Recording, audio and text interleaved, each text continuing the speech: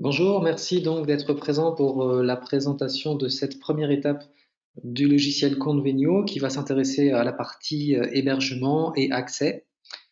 Le logiciel Convenio est donc un logiciel qui permet d'administrer, de planifier et puis de saisir les données issues des contrôles réglementaires et des visites générales périodiques.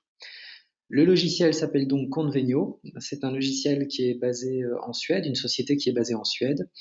Nous accédons aux données depuis un navigateur Internet. Ici, il s'agit donc de Firefox, mais cela fonctionnerait aussi bien sur Safari, Chrome, Internet Explorer, etc. On accède ici au travers d'une adresse Internet. Si, lorsque vous utilisez l'outil, on renseigne ici le nom de votre structure, de votre organisme ou de votre collectivité.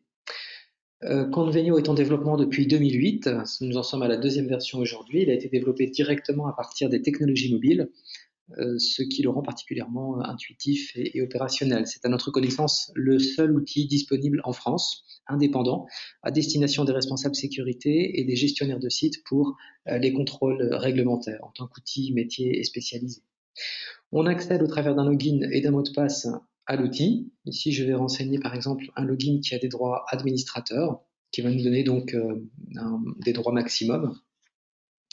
Les données ne sont pas hébergées chez Convenio, elles sont hébergées chez un hébergeur professionnel type OVH en France. Alors là, il s'agit d'un hébergeur suédois qui s'appelle Glesis et qui garantit donc l'accessibilité des données, leur protection contre des intrusions extérieures, leur duplication, par exemple, selon des standards internationaux.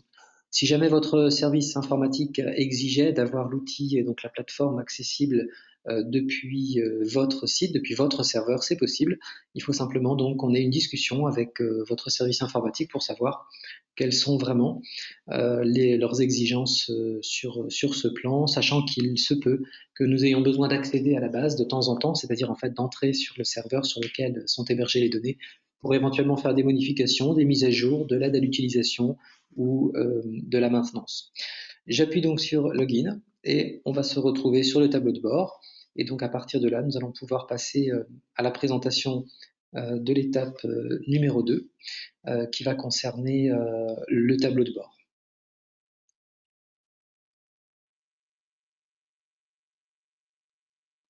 Voilà, le tableau de bord ressemble donc à cela et je vous invite à consulter donc notre présentation numéro 2 pour avoir une présentation de ce tableau de bord. Merci beaucoup.